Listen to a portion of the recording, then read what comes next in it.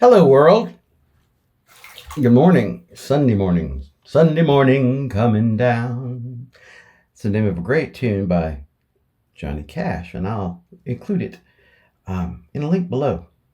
But what I am thinking about this morning is color and how it has been used in our society to indicate gender. One of my favorite colors to wear, outside of chartreuse, which of course I wear for religious purposes as a Chartreusian monk, a Chartreusian high priest, lord of fruit flies, the protector of the maniacal laugh. But I digress.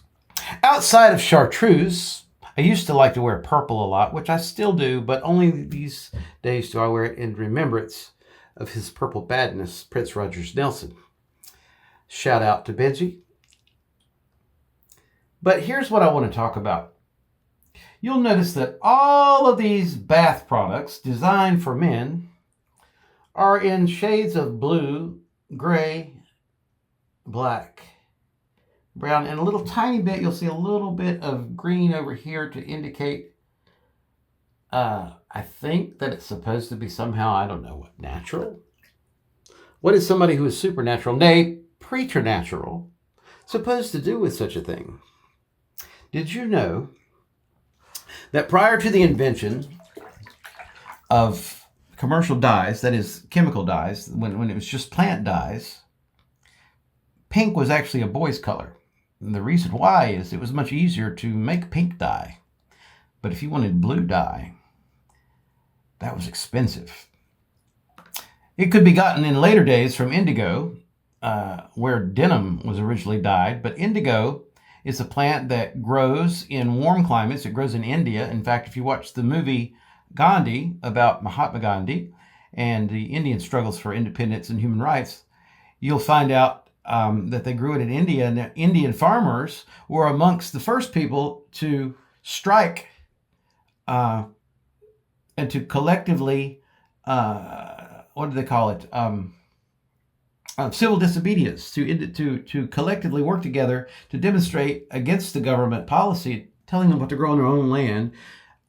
Because the indigo that they grew, the Indian farmers, they were paid, desultory fees for growing, and frequently if they had a bad year, the British East India Corporation, which was basically a leg of the imperial crown, would hold it against them for the next year, so they could never work. It was indentured servitude is what it was. It was basically slavery, economic slavery under a different name.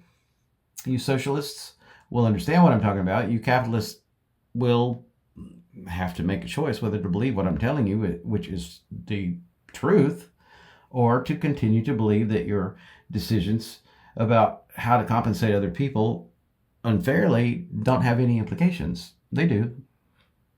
You figure out what it means to you. Anyway, I digress. In order to fix the dye in indigo, you have to use inordinate amounts of hold on, I'll think of what it's called in a minute. Well, urine, basically. You have to use the, whatever it is in the urine, I'll think of it. Ammonia. Ammonia, the least expensive source of which is animal and human urine. And so the problem, this was a problem with tanneries back in Elizabethan England as well. If you were going to tan leather, you needed big vats full of piss. In fact, that's one of the reasons what they did with all of the pee at Versailles, at the palace. They had no restrooms in that magnificent palace. They had people running around, "Oh, piss boy, come here," peeing in buckets and saving it for the tanners and the people who fixed indigo dye. All of that changed. I believe the year was 1863. I'm doing this from memory, so look it up and correct me if I'm wrong. When they invented the first artificial dye, and it was called mauvine. The color we know is mauve, or sort of purple. The fabric came out, and it's a very distinctive color you'll see in old westerns, because it's actually it's a historically correct color. It's called mauvine, which later shortened to mauve. Queen Victoria, in one of her later days, actually no, 1665, she would have lived another 36 years after that. Queen Victoria wore it to her garden party. Or she might have worn it at court when there was a...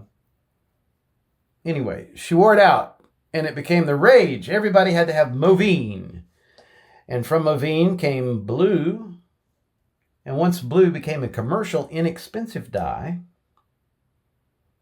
it was all of a sudden a lady's color, not a man's color. So prior to that, pink was a boy's color, and blue was the lady's color. I would just like to say that it is my conviction that longer hair and other flamboyant affectations of appearance are nothing more than a male's emergence from his drab camouflage into the gaudy plumage, which is the birthright of his sex. There is a peculiar notion that elegant plumage and fine feathers are not proper for the male, when actually... That's not the actual note that's in the song from the musical Hair, which I have none of up here. And no, you'll have to find out for yourself. When actually, that is the way things are in most species. And prior to that, if you wanted blue, you had to go to the Mediterranean and dig up snails to produce a color called Tyrolean blue, which is very similar to the royal purple cloth that we see around Easter time, just before Easter, during the Holy Week. That Tyrolean blue, they call it, was made from sea slugs, which are actually very rare, very hard to find, very difficult to obtain the dye from. And this dye was used to color Roman garments in that the kind that only emperors and their favored people at court and empresses and, their call girls and call boys and call me anytime, call me anytime, call me. If you want Tyrolean blue, you're gonna have to call somebody else. There's a lady in the shout out to Lance Davis, our friend. There's a lady in the Bible, and she was known as a maker of purple cloth, and her name was Lydia.